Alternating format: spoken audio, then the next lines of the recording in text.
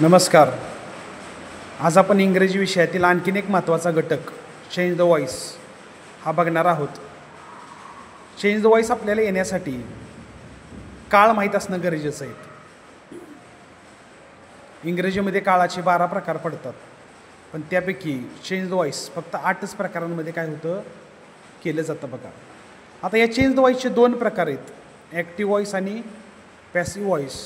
Active voice म्हणजे कर्तनी प्रयोग आणि पॅसिव्ह व्हॉइस म्हणजे कर्मणी प्रयोग. म्हणजे ज्या वाक्याची सुरुवात कर्त्यानं झालेली असते सब्जेक्टनं त्याला ॲक्टिव्ह व्हॉइस कर्तरी प्रयोग, आणि ज्या वाक्याची सुरुवात कर्मानं झालेली असते त्याला कर्मणी प्रयोग म्हणतात. आता बघूयात आपण काही काळ इथं दिलेले बघा, त्यांची वाक्य दिलेली आहेत, ते कशा पद्धतीनं बदलतात त्याच्यामध्ये होणारे बदल आपण आता उदाहरणांच्या साह्याने बघूयात बघा.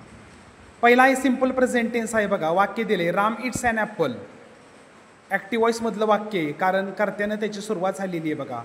मग हे वाक्य पॅसिव्ह व्हॉइसमध्ये करताना काय करा, हे जे ऑब्जेक्ट आहे कर्म आहे ते उचलून सुरुवातीला घ्या, कारण आपल्याला ते पॅसिव्ह व्हॉइसमध्ये करायचं आहे, कर्मानं सुरुवात करायची. मग घ्या ॲन ॲपल इज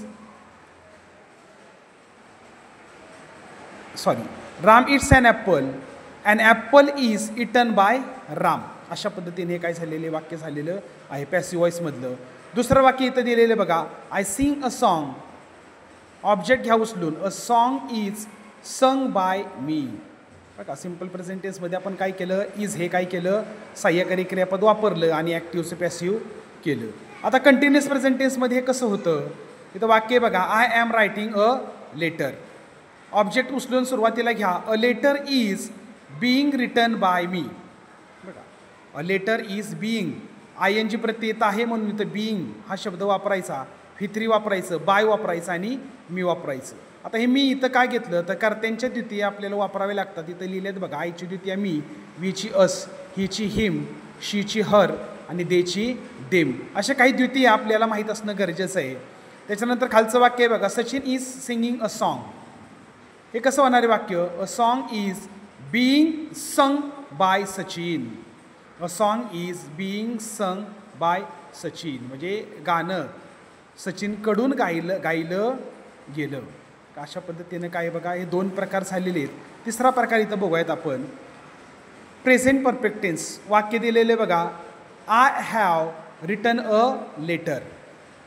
नेहमी पद्धतीने करा, कर्म काय करा सुरुवातीला उचलून घ्या, a letter have been written by me. बघा इथं काय केलेलं आहे, परफेक्ट प्रेझेंट आहे, पूर्ण वर्तमान काळ आहे म्हणून काय केलं तर कर्म घेतलं, हॅव वापरलं, त्याच्यानंतर बीन वापरलं, फित्री वापरलं, बाय वापरले आणि कर्त्याची द्वितीय मी इथं वापरली बघा.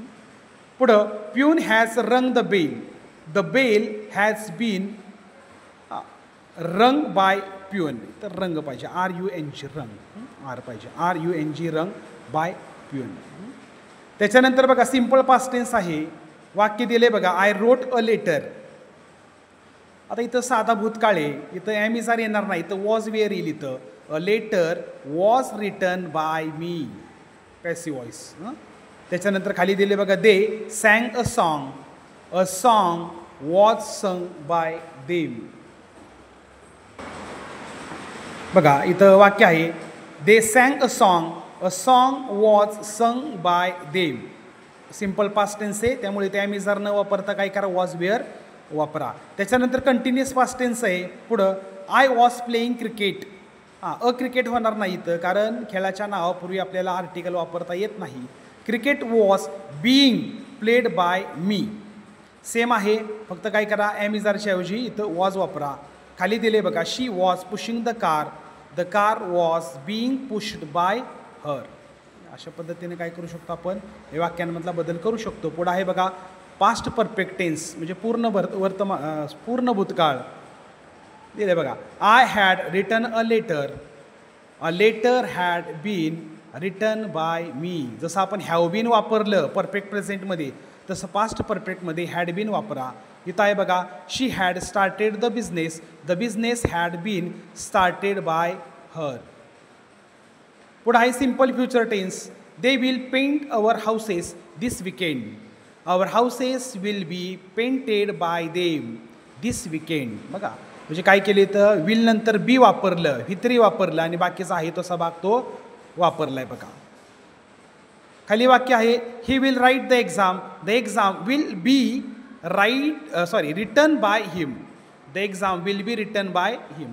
तर बी वापरायचं आहे, बिईंग वापरायचं नाही. आणि शेवटचा प्रकार आहे परफेक्ट. बघा कंटिन्युअस फ्युचरचं ॲक्टिव्हचं पॅसिव्ह होत नाही. डायरेक्ट परफेक्ट फ्युचर टेन्समध्ये बघा he will have painted the wall have been painted by him. खाली बघा she will have cut the rod will have been कटचं कटच राहतं, कट बाय हर, कटड होत नाही.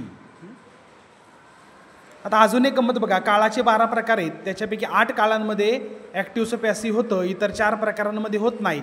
म्हणजे जे चौथे प्रकार आहेत perfect continuous present tense, perfect continuous past tense, perfect continuous future tense आणि कंटिन्युअस फ्युचर टेन्स, याचं ॲक्टिव्हचं पॅसिव्ह आपल्याला करता येत नाही. मात्र बघा अशा पद्धतीचं वाक्य दिलं तर काय करायचं की चेंज द व्हॉइस, या वाक्याचंच चेंज द व्हॉइस करा.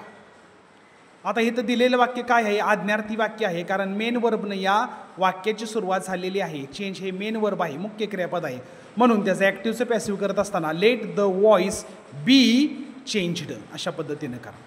परीक्षेला आपल्याला अशाच पद्धतीचे प्रश्न असतात.